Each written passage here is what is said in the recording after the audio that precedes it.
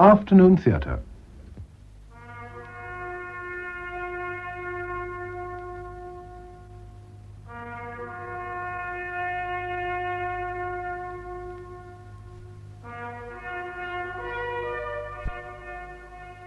The Lady with a Lamp.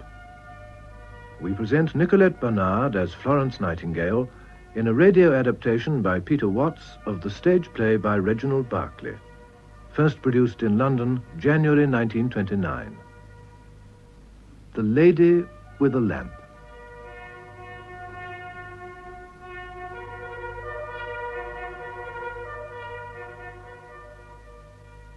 It is the year 1848. We are on the terrace of Embley Park, Hampshire, the principal country house of Mr. William Nightingale. But, Mr. Herbert, his style is so exaggerated.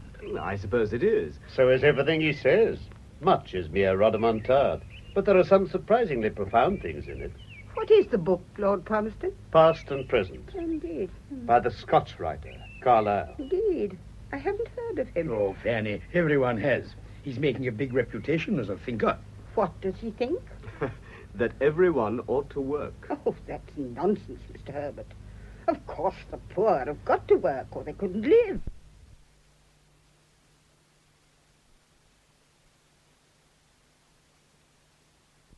I care very much about money. I work because I like it. Well, if working merely means doing what you like, I really don't see why the author of this book is getting such a big reputation as a thinker. How did it come into the house, William? I think it belongs to Florence. I might have known that without asking. The poor child is not very practical. May I look at it, Lord Palmerston? Oh, of course. Here. Thank you. There's a great deal of very skillful research in it. Oh, he's a great man, you know. Quite sound at the bottom. He supported us over the repeal of the Corn Laws, and he's a staunch free trader. If he supported you in office, my dear Herbert, that naturally excuses everything. Until he has the bad taste to disagree with you. He's rather severe on you liberals. Yes, he says what the Tories would like to say if they had the intelligence. But we managed to survive, and even attract our opponents. I was a conservative myself once. Were the claims of office and party a little incompatible? When you sit in my cabinet, young man, you will remember those words and blush for them. You intend to be Prime Minister, then? Oh, I think so. I can't afford to win the Derby, and one ought to do one or the other. Too modest. Why not both? One must leave some goal for succeeding generations. People oughtn't to be allowed to publish books like this. It's downright subversive. Why doesn't the government prevent it, Lord Palmerston? You can't interfere with the free expression of opinion. But I must say, in defense of our conservative policy, that agitators really must be dealt with. Agitators should not... Oh, Elizabeth, my love. Are you talking about agitators? We met the sweetest agitators when we were in Rome, didn't we, Sidney? So brave and unselfish. All they thought about was the cause. What was the cause, Mrs. Herbert? Oh, they did tell me, but I'm afraid I've forgotten. But they believed in it tremendously. They were simply splendid. Curious how political revolutionaries are invariably heroes when they happen to be foreigners plotting to overthrow a foreign government, and equally invariably scoundrels and traitors if they happen to be Englishmen trying to bring pressure on our own. Because our government is a good government. Much obliged for the testimonial, ma'am. But they're rather splendid, aren't they? I mean, the way they believe in it all, what? Oh, you don't think so? Liz, you're getting into deep water. There you are, you see. The young people of today simply don't understand. And I'm afraid that Florence has many... Florence is different. She is the most... She's the most wonderful woman Sidney ever met. Liz. Oh, oughtn't I to have said that? Always excepting yourself, of course, Mrs. Herbert. That's understood. Oh, no, Mr. Nightingale, I'm not wonderful. I'm only... what is it, Sidney? You are an imp. I'm an imp. But I honestly do think that Miss Nightingale has amazing vision and capacity. Thank you, Mr. Herbert. That's the very word I wanted, amazing. Now, here's a girl with half the men in London dying to marry her. And what does she want to do? To be a duchess? Oh, no. To be a political hostess? Oh, no. To be an artist even, and I'm sure she could learn to paint very prettily, or play the pianoforte, or some other ladylike accomplishment, but oh, no, that doesn't attract her. She wants to go into Salisbury Hospital as a common hospital nurse. Oh, you're quite right, Mr. Herbert. It is amazing. Well, but she doesn't want to stay there. It's only for training. And what is the training? To see things no lady ought to see, and to mix with the coarsest, commonest people. You don't know the things that go on in hospitals. The nurses are always intoxicated, and that's only a trifle to what happens sometimes. Surely not. That's true enough, I believe. But if someone like Miss Nightingale took up the whole question, might that not be the beginning of better things? That, my dear, is what I have always said. And you know, she's always felt a call in that direction. A call? Oh, my dear, what nonsense. Calls are things that come to saints, not vaporish young ladies with ideas. Well, I call it magnificent. I believe in Miss Nightingale. I think she is going to do something really great. Something no one else... You are oddly enthusiastic about my daughter, Mr. Herbert. And here she comes, down the terrace with young Henry Tremaine and Mrs. Bracebridge. Ah. That poor boy asked me to help him to get a chance to propose, and I sent them out for a walk. Somehow Florence has managed to drag in Selina Bracebridge. Well, the end of it will be that girl will never get married at all. Oh, there, look. She's sending him indoors. Oh, there, that's exactly how poor Lord Shackelford looked 2 years ago when she refused him. Oh, dear, oh, dear. Flo, dear. Yes, Mamma, darling. Did you have a nice walk? Very nice, Mamma, thank you. We went miles. Yes, I didn't know Selina was going with you. Nor did she. I made her. Didn't I, Selina? You shouldn't let her tire you out, Selina, dear. Oh, but I love it, Mrs. Nightingale. Yes, I dare say, but you shouldn't all the same.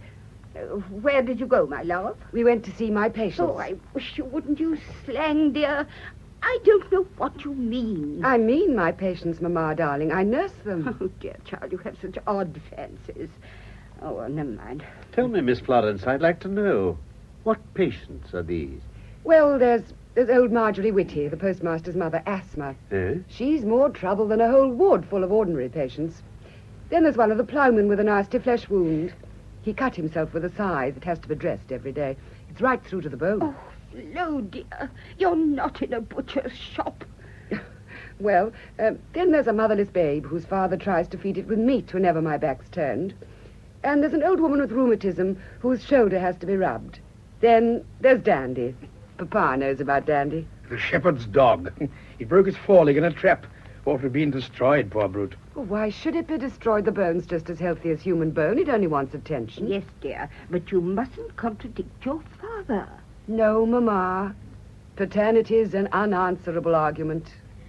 Please, take me to see your patients, Florence. Of course, Elizabeth. And Sidney, too. He'd be so interested. Would you?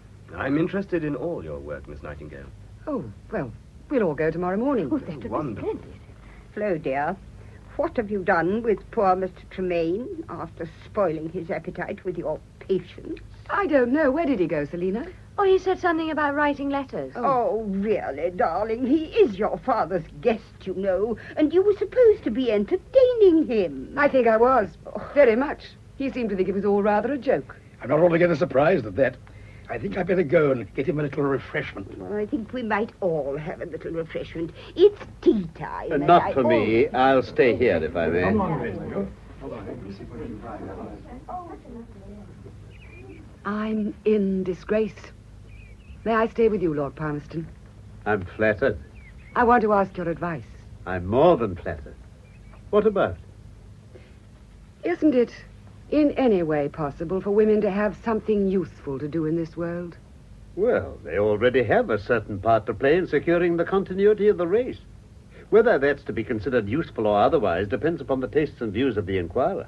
But must women be limited to one function? They have their home. Oh, yes, if they want homes. But why should a woman, if she doesn't want to marry, have no choice between becoming a domestic servant and twiddling her fingers in her mother's drawing room? But there are other things, surely. Well, she can become a governess, but why shouldn't she make an independent career? Something useful. Such as what? Oh, anything. The law, politics, business even. Or in my case, nursing. Why not? You honestly don't think it's silly or wrong or unpractical?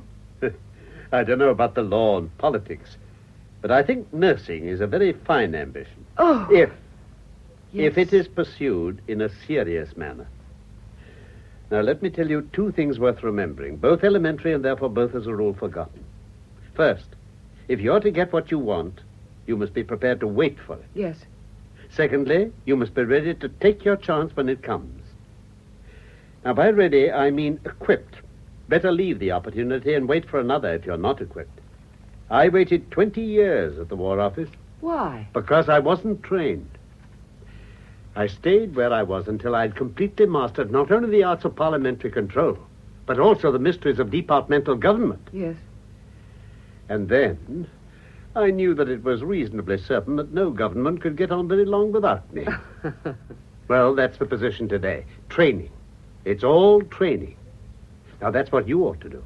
I wanted to go into Salisbury Hospital, but they wouldn't let me. You can't be trained for nursing except in hospitals. I do slip off the chain sometimes.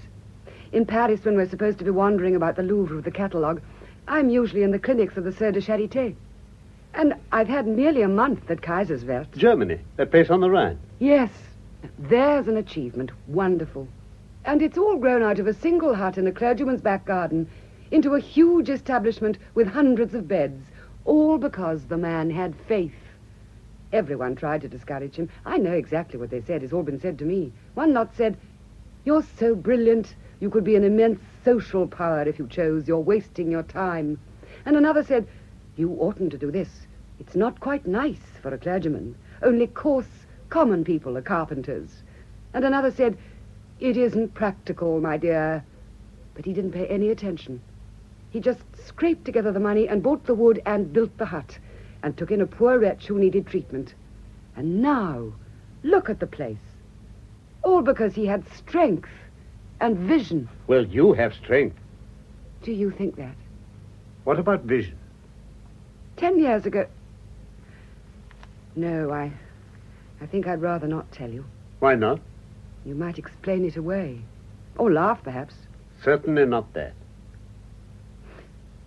10 years ago, I was out here on this terrace at night. Quite dark. Suddenly, it looked different. It seemed larger and further away.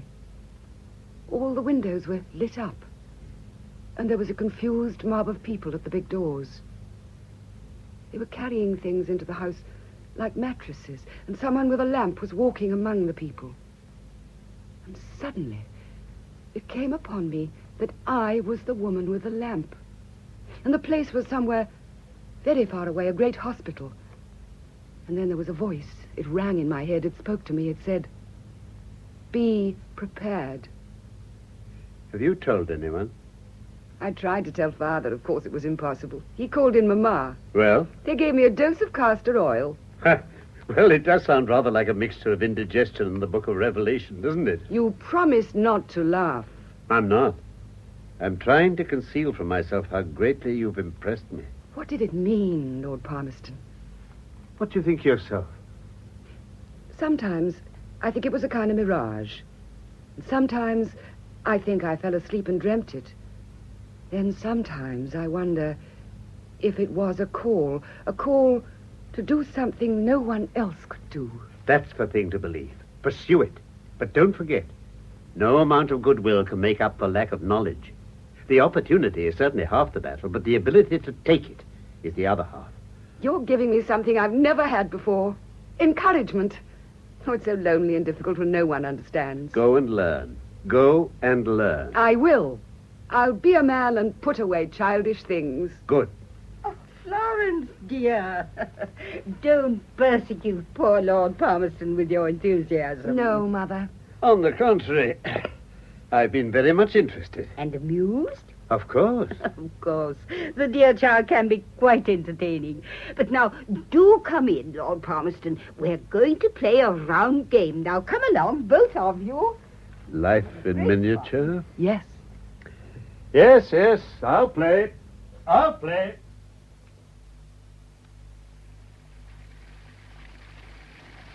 I'm right. I must be right. And I do see something. A great work, if God gives me strength. Fountain, why are we given conflicting natures? Why can't we all be simple and straightforward like you? You say it is sweet to be loved and sought in marriage, but is the love of men and women to be compared with the service of God? You say that a lover's kiss is the center lock of the universe, the very heart of God himself. Fountain, you have been dallying with the night and listening to her tales of lovers' joys. Miss Florence? Oh, Hello. I thought I heard voices. you heard mine. I was talking to the Fountain. He's an old friend. I tell him all my secrets. Would he let me tell him mine? Ask. Fountain, are you listening? He is listening. Fountain, may I come to you for counsel in my difficulty? He says, speak on. Fountain, there is a woman, and she is so noble and her nature is so beautiful that I am almost afraid to approach her.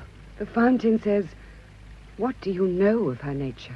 Fountain, it shines in her eyes, it glows upon her face, it proclaims itself in every inflection of her voice. The Fountain says that eyes can deceive and faces can lie, and that the tongue of woman is a snare for fools. The Fountain is harsh. Fountain is wise. Shall we go indoors? No, not yet. I've been trying all day to be with you alone. I have been trying to avoid it. Why? The instinct of self-preservation, I suppose. The caveman and his stone axe. Am I like that? Did I say I was running away from you? I thought that was implied. Not by me. Fountain, you were right about the tongue of woman. It is indeed a snare for fools. The Fountain says the fault was with the woman. Tell me, O Fountain, from whom she fled. Fountain says she was running away from herself. Florence. No. Florence, I'm in love with you. No, please, I didn't mean it in that Florence, way. I want you to marry me. You're not in love with someone else. No. Then you will? I can't. There's no such word. You're right. I mean, no. You do care a little? You know I do, Henry. I didn't. I hoped. Oh, my dear, I'm so glad. You'll marry me. You'll marry me. You can have everything in the world that you wish. Except freedom. Freedom? Freedom for what? You can't be married and free, can you? Fountain, will men never understand that women can want something more than passion and luxury? That they want the same freedom as men to direct their own lives and use their own brains? That however much they may desire a mate, they can be conscious of a higher purpose than mating? The Fountain says that there is no higher purpose than mating. Yes, it said the same to me a few minutes ago. And it said the truth. I believe there's something enormously greater in life than sex and the satisfaction of desire. I can only say to you, Florence, that I love you, and my children are calling to you to give them life. Oh, no, that's unfair. You know how I love children. I know how I should love yours. I must forego that to do my work. If you bring up happy children into fine men and women, aren't you doing a noble thing? Isn't it the noblest work a woman can do? Oh, won't you listen to me? I will devote my whole life to you. I will fill your life with everything that is beautiful and that gives you happiness, because I love you, love you, love you. No, Henry, no, I won't surrender. It would be like treachery. I have had a call. Don't persuade me against my will. You love me. Don't enlist my body against my soul. You love yes. me. Then you will marry me, Florence. Oh. Florence, don't torment me. It's you who are tormenting me. I hold you to what you have said. You love me. You will be my wife. No. I shall never marry. I have faith in my call. Dearest, your call is only a mocking echo of your imagination. What sign have you of any call? I don't know. None. You have no sign. How could there be a sign? But look, Henry, there is a sign. Henry, don't you see? Look. The people. There are no people. There are multitudes of people wrestling with death. And there is a place for me among them. Look, my vision. God, sanctify my hands for this appointed work. Strengthen my spirit to be steadfast in preparing and firm to reject temptation to stand aside. Florence. Take the sacrifice of our love. Florence, don't say that. Take it back. That I may be free for this service. And give us friendship, O God, and courage, both of us. Amen.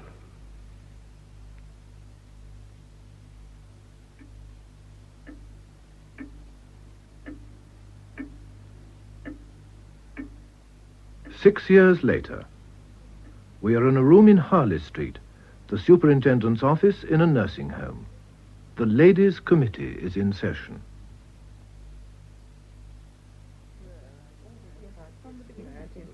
Bad news again in the Crimea. So I see in the Times. The poor fellow's dying like flies. It was a great mistake ever to go into Crimea. If Lord Palmerston had been at the Foreign Office... Yes, well, the question is the appointment of a house surgeon. Miss Nightingale will say something. Oh, delightful, charming. Well, I only want to emphasize the great importance of appointing someone who will dispense all our medicines. Do you mean mix them, like a chemist? Dispense them, yes. Oh, but shall we get a gentleman if he has to do that? I mean, of course, I know we all remember when the doctor used to come to the back door like any other tradesman, but that's a thing of the past, isn't it? And nowadays there are some quite nice young men taking up medicine. And I mean, it is important to get a gentleman, isn't it? And wouldn't it be a handicap to us in getting the right sort of... Well, I mean, the right sort. If he had to mix up his medicine like a common apothecary, I mean, what? Well, quite. It means a saving of $150 a year on our druggist's bill. And if it doesn't hurt me to empty the slops, it won't hurt the doctor to dispense his own medicines. But, my dear Miss Nightingale, there isn't the slightest necessity for you to perform these menial duties. That's what the nurses are for. I am a nurse, Mrs. Calder. Oh, well, yes, in a way, I know. No, not in a way, in the only proper way. In being able to do any job in the place as well as any of my staff. Oh, yes, I know. Aren't we getting rather far from the house surgeon? What do the Medical Advisory Committee think of Miss Nightingale's proposal? They've passed it. It's far more their proposal than mine. Well, if the medical gentlemen think so themselves... Then may we agree to that? Any objection? Well, Then that is agreed. Miss Nightingale, will you put it in the proper form in the minute book? Yes, certainly. Yes, thank you. Well, now, our last item is not on the paper. It is proposed to allow the Lady Superintendent, Miss Nightingale, £50 a month to be spent on the Institute. It has been sanctioned by the Finance Committee. But please, it has not been sanctioned by me. I've ample means of my own to meet any unexpected calls. But why should you spend your money? Why should we spend other people's? If there's any money to spend, let us spend it on the wounded soldiers. Oh, but the government has ample resources. Oh, yes, but will it use them? Are you taking sides with the newspapers? Certainly not. Well, I am.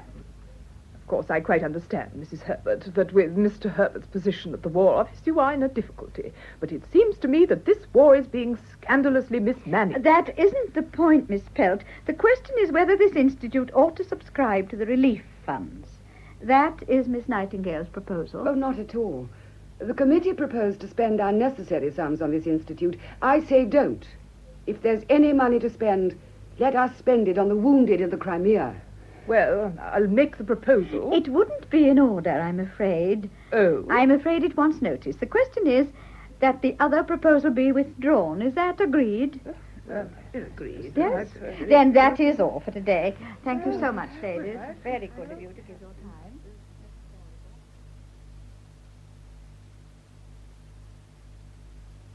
Will you sign the minutes, Liz? Of course. There. Thank you. Flo, Hmm? how could you take sides against Sydney? Oh, Liz, dear, do be reasonable. Nobody supposes the muddle in the Crimea is Sydney's fault. Oh, it's so easy to criticize. I don't want to criticize. I want to do something. Flo, darling, what could you do? Nurse. The nurses aren't allowed in the army. Well, Lady Maria Forrester has suggested that I should organize a small party of nurses. She and I would provide the funds. Oh, Flo, darling, you know your mother's right. You are a bit unpractical. I didn't bring it up this morning because I wanted to talk to you about it first. Of course, I know. Flo, darling, it's splendid of you, but you can't just arrive in Scutari with a pair of nurses tucked under your arm. Of course, if you've made up your mind in advance, it's not much good discussing it, dear. But I wanted so much to know what Mr. Herbert would think. Sydney? Yes. You know what Sydney is. You know how he admires your work. Of course, he'd say yes. I want to say yes too, Flo, but I'm afraid. I don't know why. It's a fine plan. It's worthy of you, and yet I'm afraid. If I didn't love you and believe in you so much, I should tell Sydney not to have anything to do with it. I wonder why.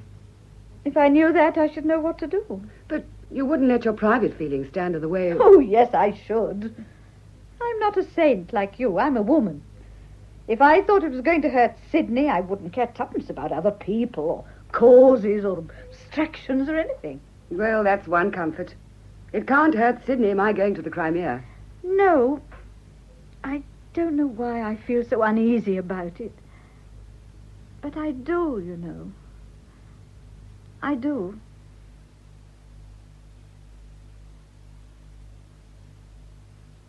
Mr. Henry Tremaine, madam. Thank you. Henry, Florence? come in. Thank you. I am glad to see you. Where have you been?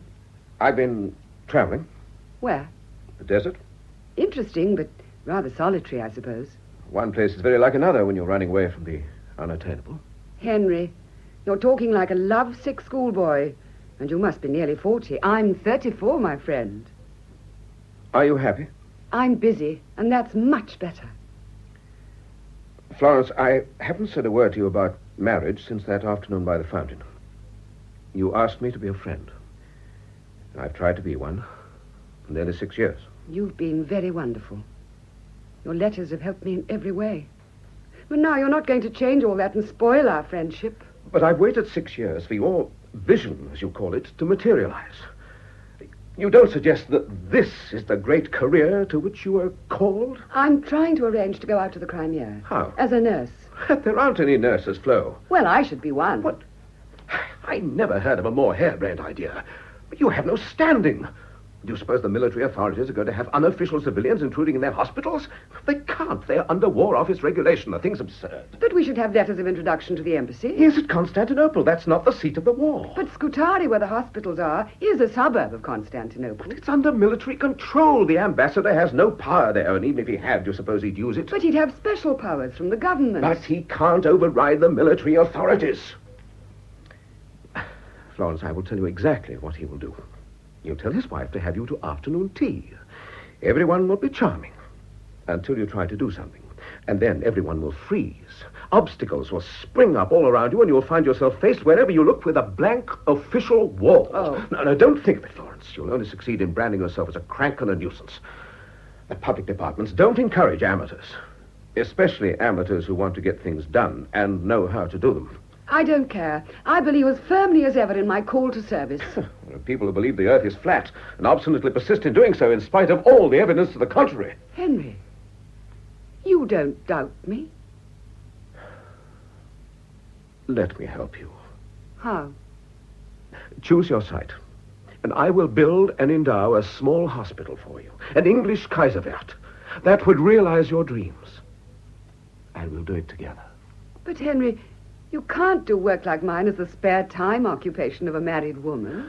I sometimes wonder if you have any feelings at all. Is that quite fair? No, I don't know what to say. I don't want to over-persuade you, but... Well, don't dismiss my idea offhand. Take a little time to think. Your parents will be happy. You'll be happy. I'll be happy. What about the wounded in the Crimea? Do you think they'll be happy? But the government will deal with that. It's their job, not yours. Everyone says so, but the wounded continue to die of neglect. Florence, what earthly good do you suppose one woman could do out there in the turmoil of war? Well, it's like trying to cleanse the Augean stable with a feather duster. Faith can do bigger things than that. I believe that my hour has struck, and that my appointed work is ready.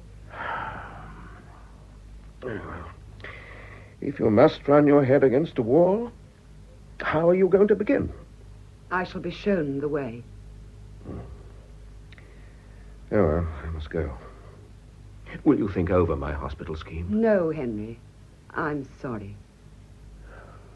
Well, goodbye. I suppose I shall see you for a long time. Are you going away again? Yes. Traveling? In a sense. What is it, Henry? You're not...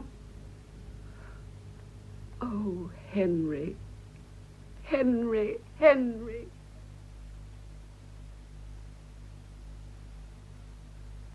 Well, I'm glad to see you've persevered in your ambition, Miss Florence. Oh, yes, Lord Palmerston. We work very hard here, don't we, Mr. Herbert?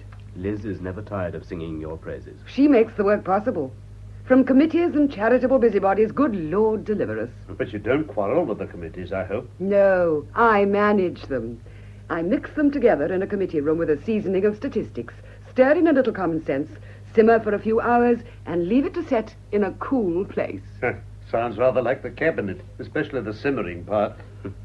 Yes, Herbert, she knows how to get things done. Have you come to inspect? No. We want to talk to you. Have you been following events in the war? Well, in the newspapers, yes. Have you read the articles in the Times? Yes, I suppose they're exaggerated. Well, I'm not so sure. They must have a foundation. Then why don't we send nurses out? The French have them.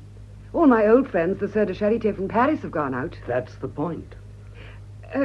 Lady Maria Forrester has suggested... No. Really, I don't think Lady Maria's plan is feasible.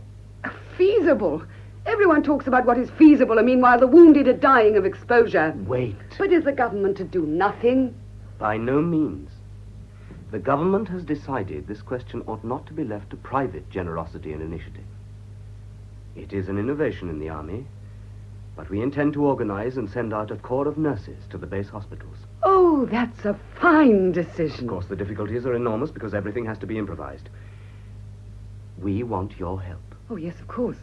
You want me to tell you where to look for the nurses? No. The standard of general knowledge in the cabinet is admittedly not high, but we flatter ourselves we do know where to look for the nurses.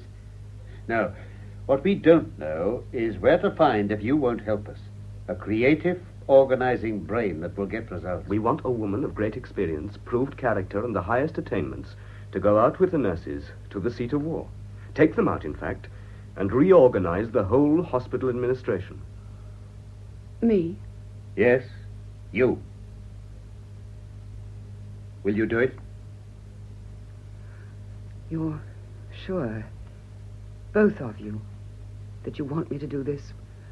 Whatever I may discover, whatever I may advocate, whatever I may demand, am I to have complete control of the nurses? You will be responsible to the Secretary of State and communicate direct with him. But, of course, Lord Raglan is Commander-in-Chief, and you must work in cooperation with his medical officers. Naturally, but the nurses? Completely under your control. And now, may we have our answer? Very well. I will do what you want.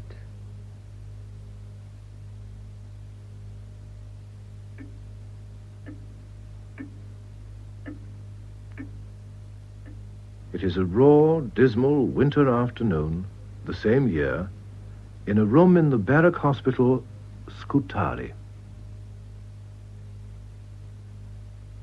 Where's the lady-in-chief, Mrs. Bracebridge? Gone down to the purveyor's stores, Dr. Ames, to try and squeeze a few blankets out of him for the extra rush of wounded today. It's really scandalous. I can't get the simplest medical requisites. They seem to think in England that all you need in a military hospital are packets of Epsom salts. We run out of bandages again. There's no lint, practically no antiseptics. Almost every other case has got gangrene. They've all got dysentery. The thing's chaos. You haven't any dressings, I suppose? Yes, there's something I can do, thanks to Miss Nightingale over there. Carbonized lint. Really, Miss Nightingale is a genius. She ought to have a public monument. I mean it seriously. The Surgeon General doesn't think so. The Surgeon General is a buffoon. He doesn't have to work. He only writes tendentious reports and divides preposterous forms to be filled in by overdriven doctors. Thanks. Thanks very much. Mrs. Bracebridge, Yes, Mrs. Williams. 270 extra darts of arrowroot ordered. Where's it to come from? Have you requisitioned? Here's the reply. Regret no arrowroot available. Signed, the purveyor.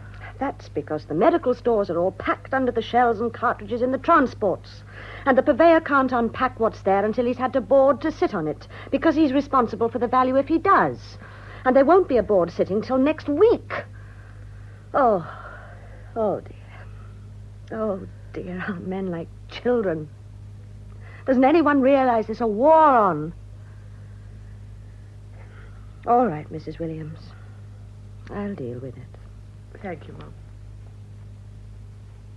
Surely any time will do. No, Mr. Bamford, we'll settle it now, please. Goodness, here is the purveyor. Come in and sit down. Thank you. Selina, will you give me the stock accounts showing what I've supplied to the hospital? This has nothing to do with me, Miss Nightingale.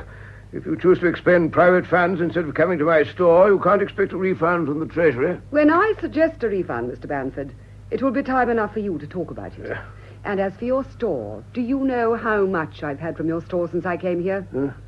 Nothing. No, wait. We had 200 hospital gowns last month, Mr. Bamford. And do you know how much I've applied for? Look at that list. Not in store. Not in store. Those are your clerk's initials, aren't they? Well? Do you know how many articles are washed in this hospital in the month before my arrival? 6. That's your business, isn't it? The contractor let me down. Then you didn't supervise him. I'm using the same contractor. I've other things to do besides watching washerwomen do their work. Then it's a pity you don't do some of them. You're supposed to purvey this hospital. Do you know how much I've supplied out of my private funds? 11,000 shirts, over 7,000 knives, forks, and spoons, and a couple of thousand Turkish dressing gowns. Look at this full account. Now, look at this. This is your return, dated January the 1st. That's 2 months ago, obtained by me before I sent out and bought the things myself. Tin plates, none. Drinking cups, none. Knives, forks, and spoons, none. Slippers, none. Flannel shirts, none. Socks, pairs, You don't make none. allowances for our position. You forget we had a ship sunk in the hurricane. The Prince was sunk on the 14th of November. That gave you exactly 6 weeks in which to replace the supplies. Or you could have done it locally. I can't get these things locally. My good sir, if I can, you can. They are not the regulation pattern. I see. So the patients are to tear their food with their fingers and drink out of their hats until you could obtain the regulation issue. It's not for me to criticize the War Office regulations. No, but it is for you to interpret them with common sense. Yesterday, Dr. Ames requisitioned for extra fuel. His ward is very exposed. You refused, and I supplied the fuel, yet you had plenty of fuel. Dr. Ames' ward had the regulation allowance. But, man, the place was like an ice house. It's barely weatherproof. The patients might have died. I know it must be very difficult for a lady who is accustomed to ordering what she pleases to realize the necessity for conforming to regulations. But when you're in the army, you have got to understand Don't that there are talk certain nonsense. things... What? I have the strictest regulations for my nurses, but they're drawn and administered with the idea of promoting efficiency and saving human life, not putting a premium on stupidity and death. The army is merely a matter of common sense. I beg your pardon, madam. The army is nothing of the kind. The army is a matter of strict, unquestioning obedience. Mr. Bamford, please be reasonable. At this moment, there are 2 ships discharging wounded. I want hospital gowns and blankets for them. I'm sorry, madam, you can't have them. There are bales of them in your store. But I tell you, those haven't been passed, madam. There is no board until next week. I see your difficulty. And though I think it's ridiculous of you, I wouldn't come to you if I could get them from civilian sources, but I can't. I've tried. It's a great pity. So, the despised purveyor is of some use after all. Well, they just have to make shift with what they've got, I'm afraid. No, Mr. Bamford. They will not have to make shift. What? I ask you to supply these things. They're absolutely necessary. I'm sorry, I can't. I order you to supply these things. Miss Nightingale, I am not responsible to you or to the army. I'm an official of the Treasury. You know the regulations. Change the regulations, and I'll be glad to oblige. I'm not going to change the regulations. I'm going to change the purveyor. What?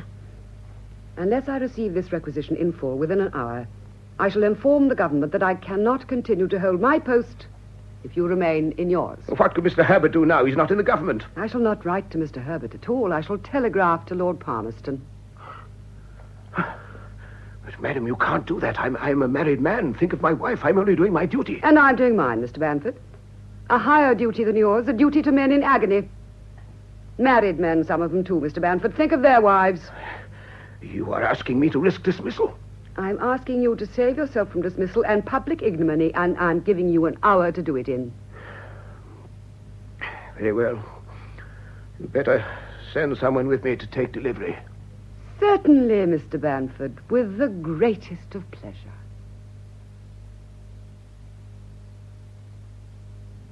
Come in, Dr. Cumming. Thank you. And you, Mr. Bamford. Thank Please you. sit down. Now, Dr. Cumming, you were saying... I understand, Miss Nightingale, that you've ordered the purveyor to open a consignment of stores without a board. Yes, Dr. Cumming, they were necessary for the hospital. Both as a member of the board and as Inspector General of Hospitals, I protest against your action. You are in charge of the female nursing establishment, and you've taken it upon yourself to supplant the purveyor. I shall report it. Well, you must do whatever your conscience tells you to be right, Dr. Cumming. But before you send that report, let me advise you to consult the medical officers under you. What? You will find that the bulk of their stores and supplies to date would never have been attained at all if I hadn't supplanted the purveyor. They have been provided from my own resources. I know you mean well, Miss Nightingale, but it is the purveyor's province, not yours, to provide stores and supplies. I see. So you think it's better for the wounded to die in accordance with regulation rather than be kept alive by proper attention? No. Or perhaps you think that, according to regulation, they oughtn't to die, therefore they can't be dead. I don't think anything of the sort. But I must beg of you to understand. I'm not that going to argue any more. My job, which I was sent out here to do, is to care for the sick and wounded. That doesn't only mean smoothing their pillows and giving them medicine.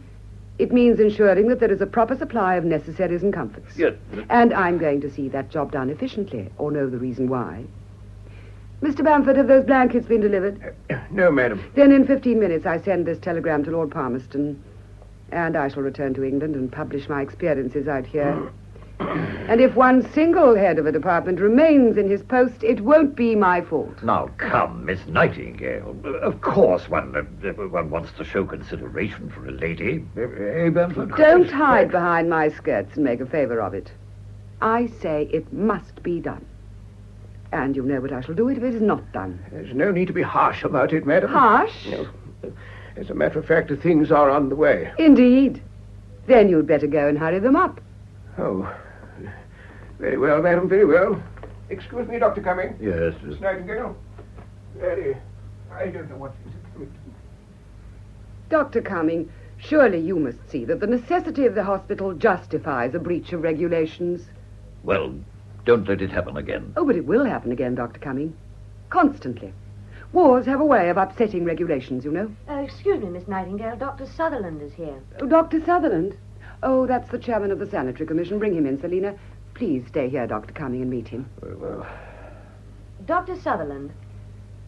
Miss Nightingale, Yes. How do you do? I'm chairman of yon Sanitary Commission, and I'm thinking to judge by the aroma about this edifice that we have arrived not any too soon. Dr. Sutherland, may I introduce Dr. Cumming, Inspector General of Hospitals for Scutari? How do you do? How do you do? Well, this place is certainly no remarkable for salubriousness. Whatever gauge you take it for a hospital, Dr. Cumming. As a mortuary, I could understand. It was this place or no place. Yeah, well, you'd have been better with no place. But then you'd have had to run up marquees and huts just. And they're no so bad. Now, have you seen the plans of this building? Can't say I have. Ah, man, you should always take a peek at the architect's plans. Now, from what I can judge by the plans, this place is no that well equipped with the appliances of modern sanitation. Man, I am thinking you'll have to rebuild your whole drainage system. Have to? Who says so? I say so. I have plenary powers. Plenary powers for yon Lord Palmerston, you can. Then will you please go at once through all the wards, Dr. Sutherland? I'll send a sister with you, because I don't want to tell you my opinions until you've formed yours. Or perhaps Dr. Cumming would go with you? You don't waste much time, Miss Nightingale. I might do that. Now, would you have the leisure to accompany me, Dr. Cumming? I'll go if you wish. But it's preposterous to talk about rebuilding. This building is perfectly all right as it is. Well, it's myself that has to judge that. I'll just take a look and see.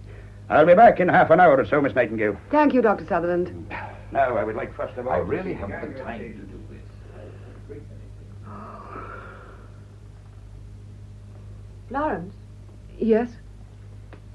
Florence, what food have you had today? Breakfast? I know, 1 egg and a piece of bread and butter. Well, there's no time. There's the mail to be written yet. I made you some tea and got some biscuits, and you've got to eat it up. Oh. You're killing yourself. I don't believe you've had a proper meal since we arrived. Don't lecture me. You'll only make yourself ill. Don't croak, Selina. Now, what about the arrangements for the cholera patients?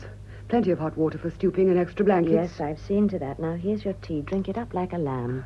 Excuse me, madam. Yes, what is it, Corporal? The last batch of wounded have been carried up from the boats now, madam. Thank you. They're late. It'll be dark before they arrive. Are the nurses standing by in the ward, Selina? Yes. Hot drinks already? Already. Right. I'll come to the door and watch them brought in. Oh, don't go, Florence. You're dead tired. Not as tired as they are. Can't disappoint the men, Selina. They're just coming into the gates now, madam. One of the men's been asking for you. Right, I'll be there. Drink this tea up before they come. No, can't worry about it now. I must see these poor fellows brought in. Just a sip. Oh, very well. You've put brandy in this, Selina. Well, you need it. The brandy is for the sick, not the able.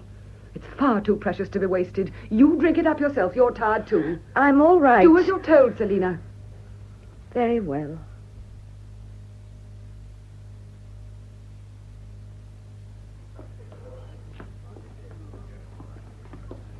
Come on now.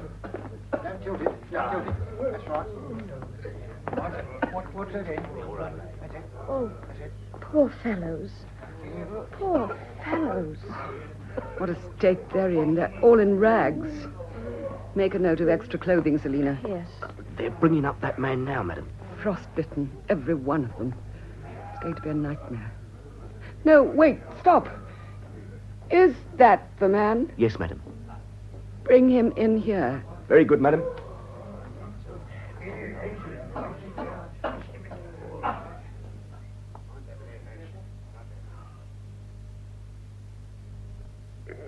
Florence.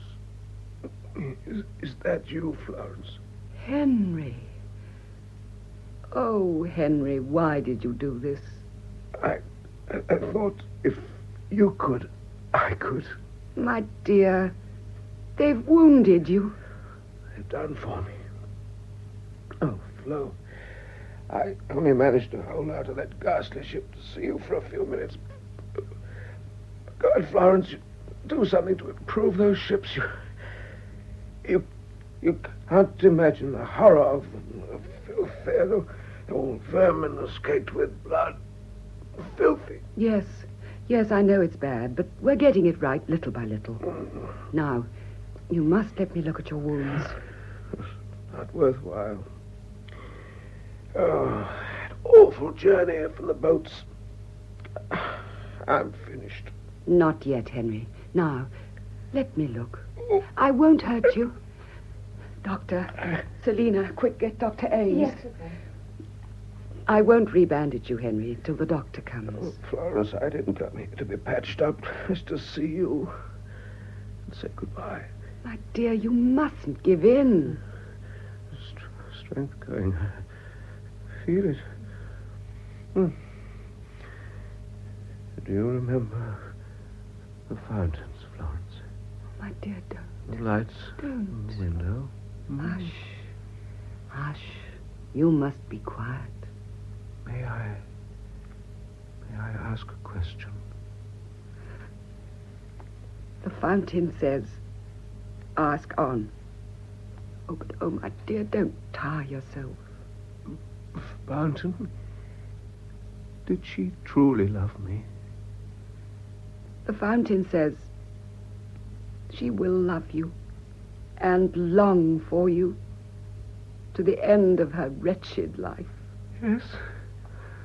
That's all I want to know. Florence, Yes. Is the doctor coming, Selina? I told you. Good. The doctor will be here in a minute, Henry. Now I must enter you in the hospital register. What are you, an officer? How can I be an officer, Flo? I enlisted. What unit? Rifle Brigade. In your own name, Henry? Why not? Nothing to be ashamed of, is it? Oh, my dear, don't talk like that. There. Now you're ticketed and docketed, and you'll be in my own special ward. Florence, I believe I'm going to get better. I feel suddenly much stronger. Yes, dear, but not if you talk. Selina. Yes. Get that new man, Dr. Sutherland. He's in the hospital somewhere, and he's got nothing special to do. Find him, for God's sake. Yes, of course. Very dark. Very dark, my dear. But we'll soon have a light for you. Yes, light. Light in our darkness we beseech thee, O Lord. And by thy great mercy defend him from all perils and dangers of this night. Oh, God. Don't take him away. Florence, is that you? Oh, where am I? All right. You're with me. It's darker. Darker. Do you want the chaplain? I'm all right. God bless you. Flo. Henry. speak to me, for God's sake. My work, I've got to do my work. We've all got to die. It's only a change of the tissues. You can't destroy the soul. Oh. No, no, no. Goodbye. My love. My dear, dear love. Goodbye.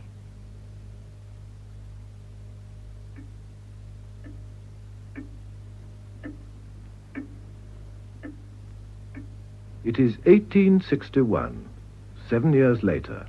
Years of unceasing labour. We are in a room in Old Burlington Street, London. Florence is in consultation with Dr. Sutherland. Complete, Dr. Sutherland. Unanswerable. It only remains for Sidney to give it his authority, and the thing is done. Aye. Well, what is it, Scotty?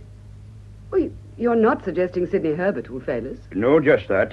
But he's weakening. Physically, I mean. He is a sick man. But he doesn't go into the House of Peers at his time of life without he's got a reason. He's gone into the Lords simply in order to remain Secretary of State for War and so see this through. I persuaded him, although his wife wanted him to retire, in 6 months... There are many things that can happen in 6 months. Very well. Sufficient unto the day. Excuse me, madam. Lady Herbert of Lee to see you, madam. Lady Herbert? Yes, madam. Well, you mean Lord Herbert, don't you? No, madam. Her ladyship. Well, show her in, of course. Very good, madam. What's this, Scotty? Elizabeth hasn't been to see me for months. She thinks I've too much influence.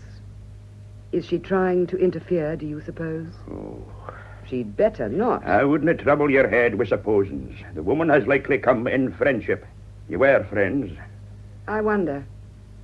Someone nearly wrecked my whole work in the war by sending out a second contingent of nurses within a fortnight after my arrival, ordered to report not to me, but to Cumming, my principal stumbling block. Oh.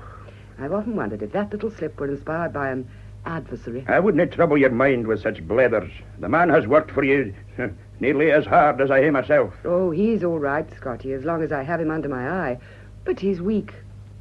Susceptible to influences. I don't know. I'm not easy. Lady Herbert of Lee, madam. Elizabeth. Flo, darling. Well, Elizabeth, how are you? Rather bored, don't you know? Rather bored with the season and all that. But very glad to see you, dear. You know Dr. Sutherland, I think. Oh, yes. Dr. Sutherland, of course. How do you do? Madam? I'm just off to Spa. You know Spa in Germany? Yes, I know Spa. Yes. I've persuaded Sidney to go with me. When? Well, in a few days. Did he send you to tell me this? What do you mean, Florence? Good sakes, I have no finished your draft for this afternoon. You'll excuse me. I'll not be long. Excuse me. Well, that's better. We can talk frankly. I always talk frankly. You haven't answered my question. Sidney is under doctor's orders. Oh, doctor's orders. He has resigned from the cabinet. And he left you to tell me this? I think you forget I'm his wife. When did this happen? He was due here this morning. Do you see that pile of papers and books? That's the work we've done to prepare him. The reform of the army is all credited to him. It has all been done here, anonymously, willingly, gladly. One more effort, only one, was needed for complete victory. And he get arrested then. And you talk to me of doctor's orders. Right. I've been under doctor's orders for 7 years. I've been given up as dead and buried by doctor's orders. I've been told even by old Sutherland that the work would kill me. But I've stayed at my post, and I'm a woman. And you tell me the leader we've been proud to serve is giving up within sight of the winning post? Like a cowardly schoolboy who hasn't the heart to finish his race? You have no right to say that. He's compelled to give up. It's killing him. Suppose it did kill him, or me, or you, or any of us. What does that matter compared with the results? Isn't it better to die gaining a great cause than to jeopardize it by shrinking ignominiously on the plea of sickness? Who's going to take up the fight now? You know what men are. I know what women are, and the lengths to which they'll go. What What's all this about fighting? What are you fighting for? I'm fighting the battle of the men who died in my arms in the war. The war. You think you're fighting for that, but you're not. You are fighting for your own vanity. The vanity that wants to sacrifice my husband. The vanity that sent Henry Tremaine to his death. What do you know about Henry Tremaine? Well, wasn't he one of those who died in your arms? Did Sidney tell you that? I might have remembered that nothing is too sacred to be blurted out in wedlock. I forgot about Samson and Delilah. How dare you? How dare you? Oh. I'm sorry, though. I beg your pardon. I oughtn't to have said what I did. Oh, I don't blame you, Elizabeth. But Sidney's desertion. That's a tragedy. Do you realize that in the army they shoot a man if he runs away from his post in battle? He can't say, I'm sorry, I'm not feeling quite myself today. He's taken out in the cold dawn and shot beside his own grave. And the Secretary of State ratifies the execution. It's absurd to talk like that. Is it? Why? Florence, it is time someone told you the truth. You have a lust for power. If things don't go just your way, you make a grievance of it. It isn't reasonable. Let Sidney get his health back, and perhaps later on he'll be able to pick up the threads again. You persuaded him to do this? Yes. Yes, I did. I've always suspected that you were opposed to our working together. Ever since that day at Harley Street when you tried to prevent me going to the Crimea. I didn't want you to go to the Crimea. I was afraid. I have always been afraid of you, Florence. Afraid of your intimacy with Sidney. What do you mean? Oh, not that. You know I don't. When we first met, I wondered. But I soon saw there was nothing physical. I almost wish there had been. At least it would be human and more understandable. And it wouldn't have brought Sidney to his deathbed like this terrible slave will of yours. Besides, I could have held my own against you and won him back. At that. Liz, dear, I'm really very, very sorry for you. It must be awful to be able to be unable to dissociate men from Seraglio. That's hateful of you. I don't mean it to be. I mean, I'm honestly sorry. I've never been afraid of death, and I suppose I can't understand other people considering it, but my work is far too valuable to be entrusted to a hypochondriac. Excuse me, madam. Yes? Lord Herbert of Lee. Oh. Florence. Hello, Liz. Herbert, dear. Well, Sidney, so you're going to Spa. I'm so sorry about your health, and I'm sure it is quite the best thing for you to do. Is that what you think? That is what I think. Has Lord Palmerston appointed a successor yet? How do you know I'm to have a successor? I told her, Sidney. Oh. I hoped I should have heard it from you personally, but I didn't. Who is it to be? It's Sir George Lewis, I believe. Charming. He writes exquisite Latin epigrams and knows nothing whatsoever about sanitation. Our work will go on famously. You don't seem to mind much. Who am I to mind? Either much or little. Florence is so good about it, Sidney. I am a deserter, Florence. Well, I'm going to leave you to talk together. You needn't, Liz. There's nothing. Oh, but I'd like to. I know you won't encourage him in any foolishness. Goodbye, my dear. I let myself out. Goodbye.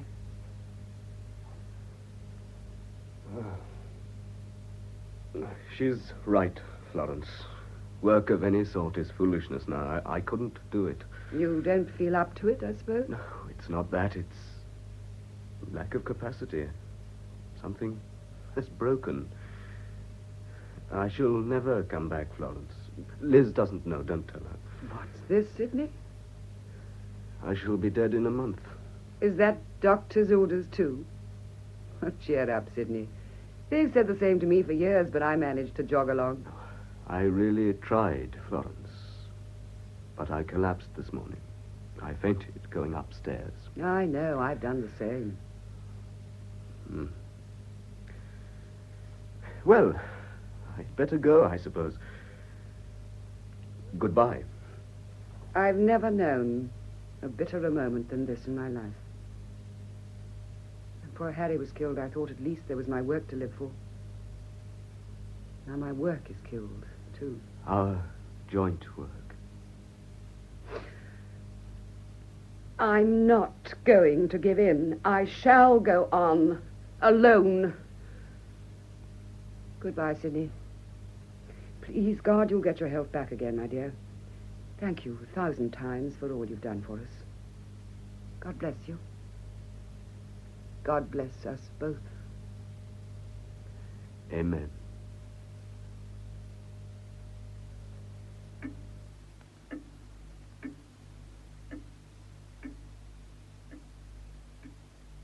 August, the same year.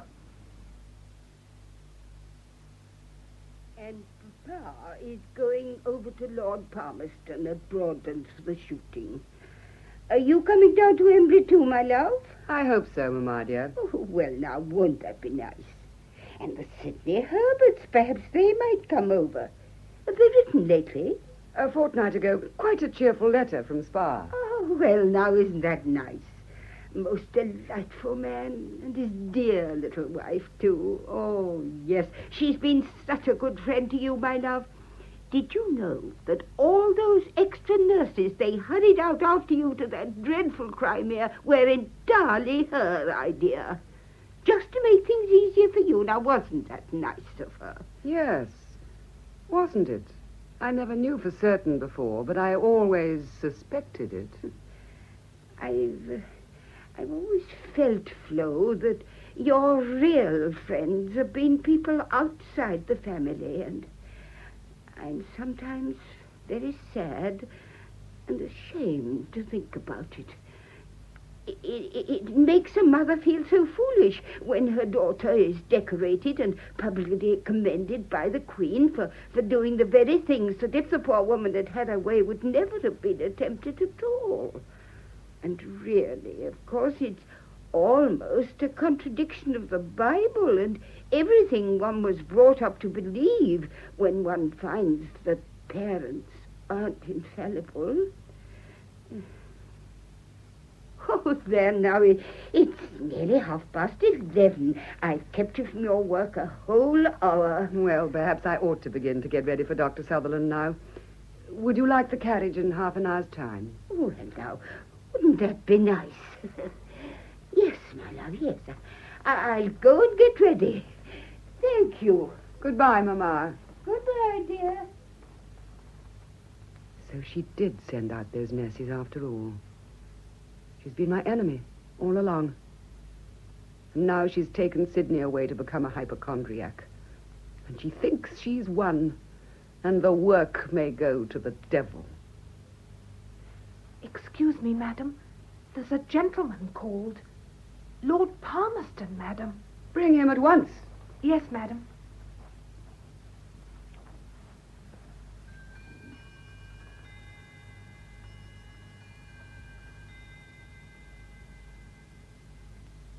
Lord Palmerston, madam.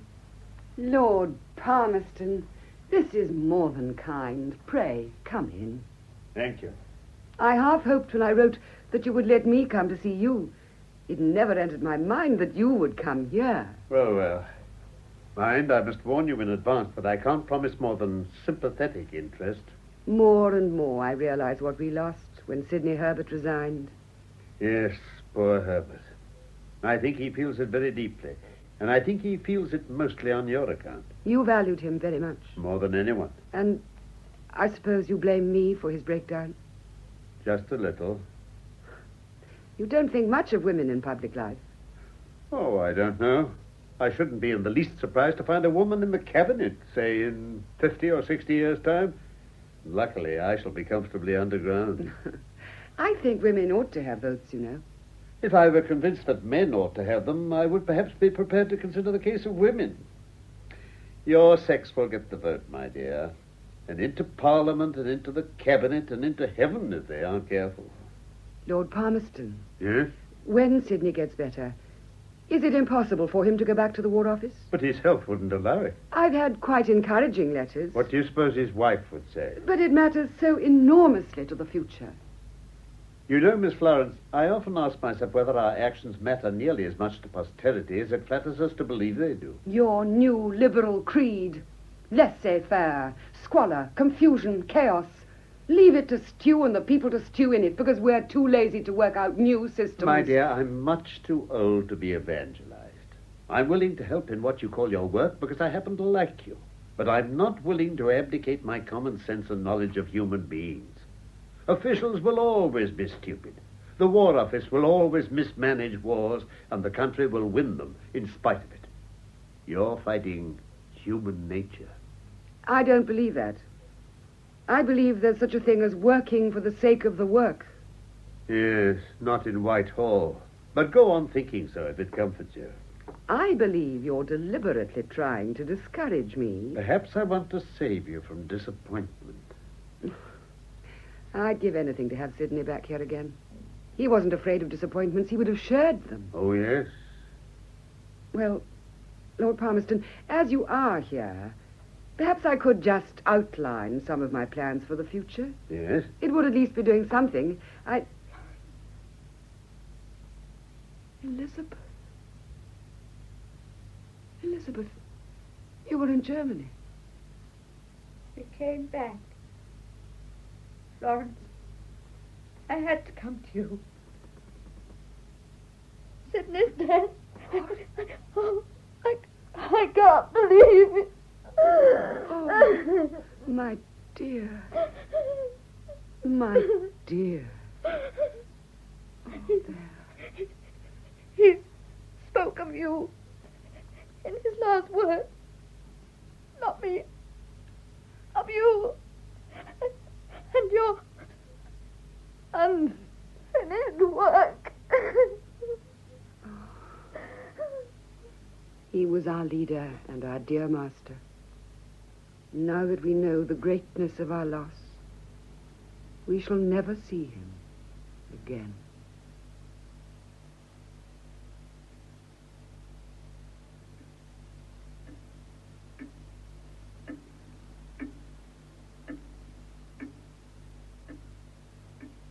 Summer 1886.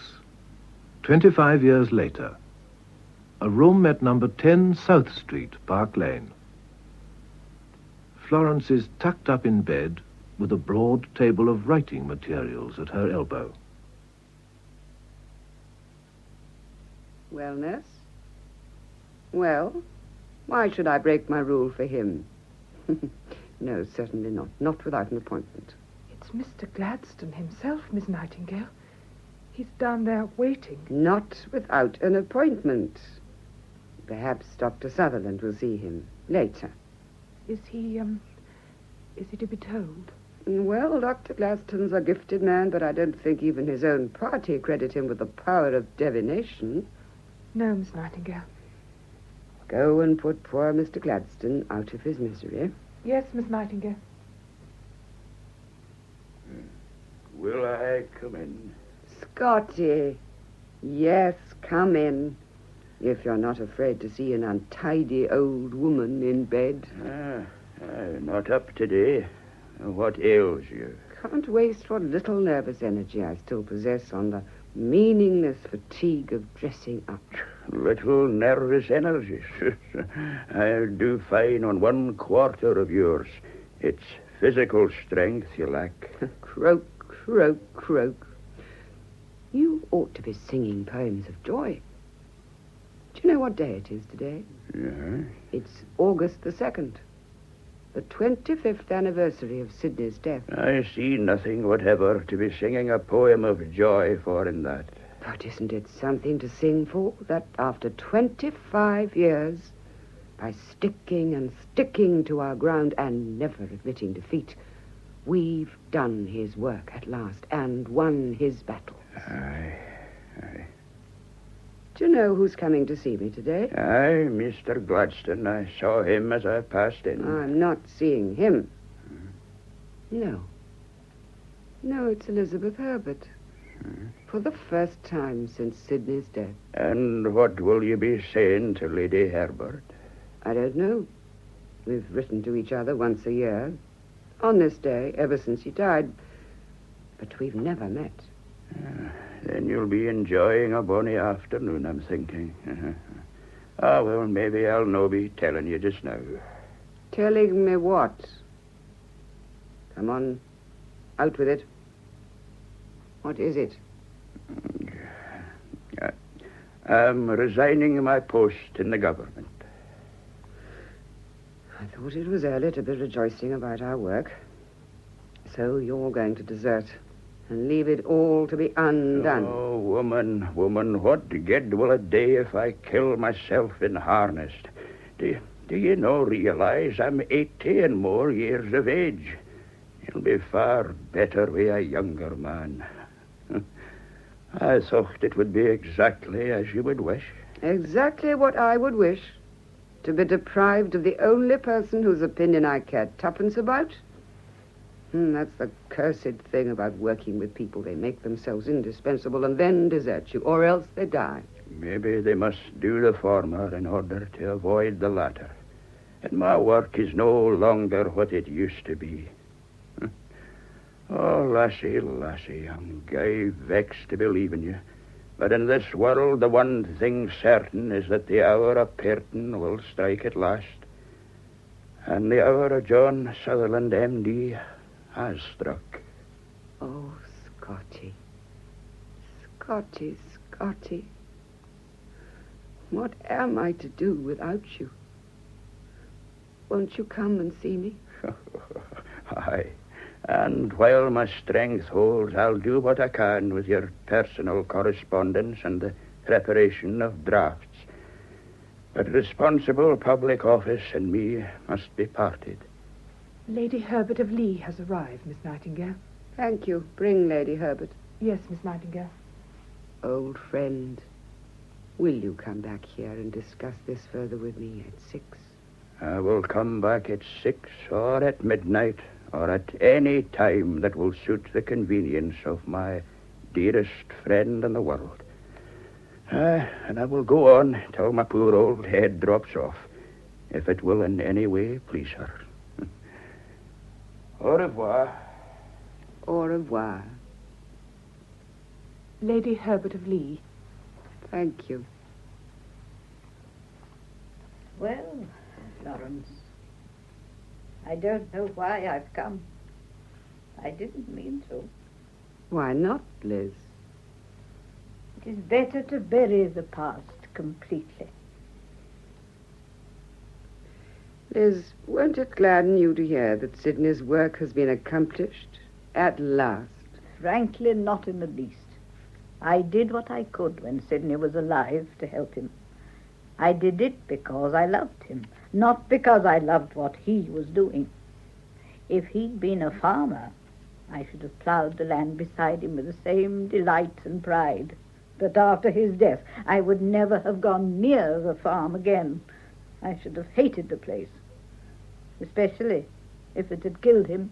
Does that mean that you hate me, Liz? You are not a place, Florence. In my religion, one is not allowed to hate people. One is taught to pray for them. Am I to ascribe my good health to your intercessions, Liz? I thought I taught myself to forget Sidney. The pain of separation, I mean. One can do remarkable things by concentrating the mind on religious meditation. But I haven't forgotten, and I shall never forget. Wouldn't it have been easier for you not to forget, but to remember happily, if you'd carried on his work with us? Oh, work is your panacea for everything. And yours is meditation. Yes. But meditation stands still. Work takes you on, exulting in the final triumph of the deed. And when that has been reached, you can sing as I do, the Nunc Dimittis. Yes. Don't forget, though, that the Lord has a way of choosing his own time for letting his servants depart in peace. Do you mean one might live on and on, unable to work and unable to die? That might be my punishment? Yes, Florence, it might. Or rather your purgatory, which we must all endure. Which we must all endure.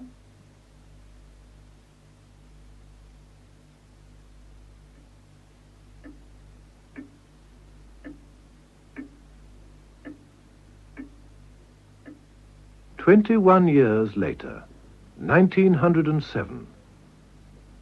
The drawing room at South Street is rapidly filling for an investiture.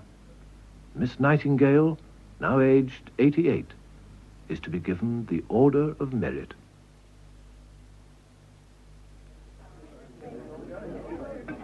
All ready? Nearly. Here's the Secretary of State arriving now. We must wait a minute for the Lord Mayor. President of the American Red Cross, Lady Herbert to be, the Right Honourable the Lord Mayor of London. My Lord Mayor, good to see you. Are we ready now? Yes, in just a moment. Now, let me see the order of the proceedings. Yeah, the Secretary of State to speak first, then the President of the American Red Cross, then you, my Lord Mayor. No other speeches and everything quite short, because Miss Nightingale is not strong enough for anything protracted. Then the Court Chamberlain makes the investiture on behalf of His Majesty, and the Sheriffs bring forward the roll of freemen for Miss Nightingale to sign, and that is all. Is that quite satisfactory? Oh, yes, that will do. Well, hadn't we better begin? I'm meeting at the Mansion House at 5:30, and an official dinner afterwards. Where are my notes? Yes. That place, Scutari, I think it's called. Was that where the hospitals were? I don't know, I'm afraid. Will you take your place now? Yes, certainly. Miss Florence Nightingale. Most kind. Most kind. Thank you, nurse. This will do nicely. Thank you. My Lord Mayor, ladies and gentlemen, pray silence for the Secretary of State.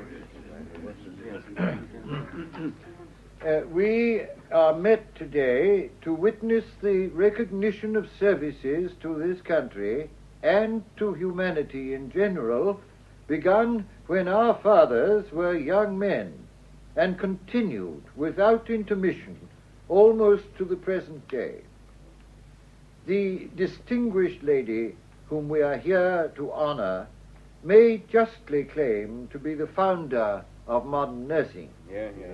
And the great and increasingly beneficial work done by the hospitals for sick humanity, not in this land alone, but in all civilized lands, is the fruit of her hospital reforms. In the darkest days of the Crimean War, when wounds and sickness had decimated the British Army, this devoted heroine moved like a ministering angel among our soldiers.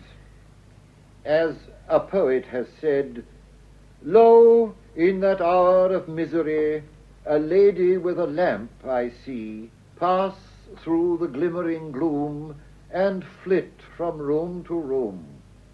And slow, as in a dream of bliss, the speechless sufferer turns to kiss her shadow as it falls upon the darkening walls." Such services are worthy of notable recognition. His Majesty has been pleased to direct that they should be notably recognized. The Order of Merit, of which Miss Nightingale is the first woman member, numbers upon its roll many noble servants of the country. None, however, has a better title to that most illustrious distinction than this latest member, whose admission we are privileged to attend. The President of the American Red Cross. My lords, my Lord Mayor, ladies and gentlemen, in the United States of America, the name of Florence Nightingale, this great pioneer of healing, is revered with a love that is peculiarly personal and tender. There is no monument of stone to her, and we cannot confer a decoration. We have no such things. But There are 1,000 nurse training schools in America founded in her name. Those are her monument, an ever-increasing monument. Those are her medals from the United States.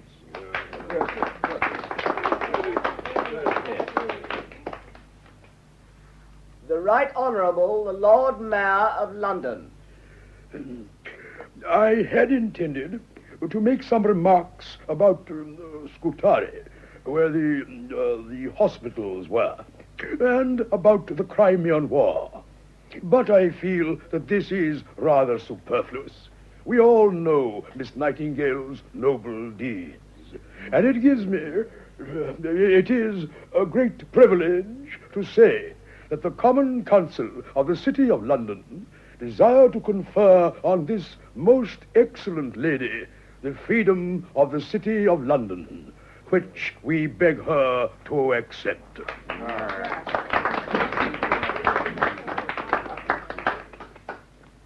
Miss Florence Nightingale, I am commanded by His Majesty the King to convey to you the insignia of the Order of Merit, which His Majesty has been graciously pleased to confer upon you in recognition of your invaluable services to the country and to humanity.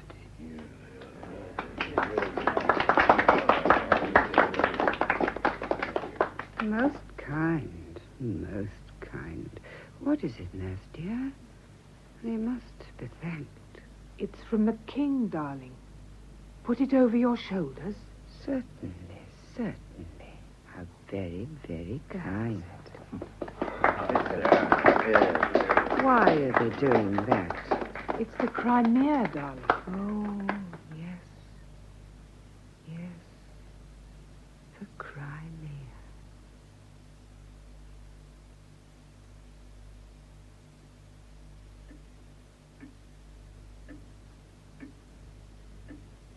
Florence? Florence? Who is that? One who loves you. There is no one who loves me. Now. There are myriads who love you. And bless your name for what you have done for them. Here is one who loves you for yourself. There was once a man who loved me for myself, but I sent him to death. Is death so terrible that he should bear malice on that account? He would not bear malice. Natures like his are above malice. He might have ceased to care. What if that were beyond his power? What am I to you? I am an old, old woman, about to die. There are no such things as years. Age does not exist. But death? You were killed a lifetime ago. What has happened? Is it a dream? Is it a dream? Everything is a dream, except God. Except God.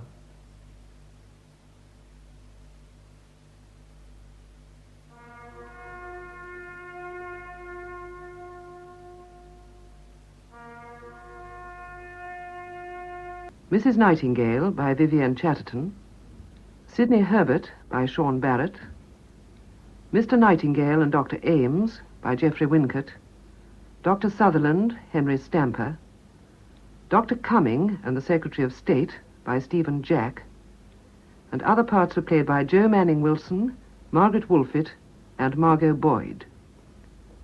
The announcer was Robin Holmes, and the play was produced by David Davis.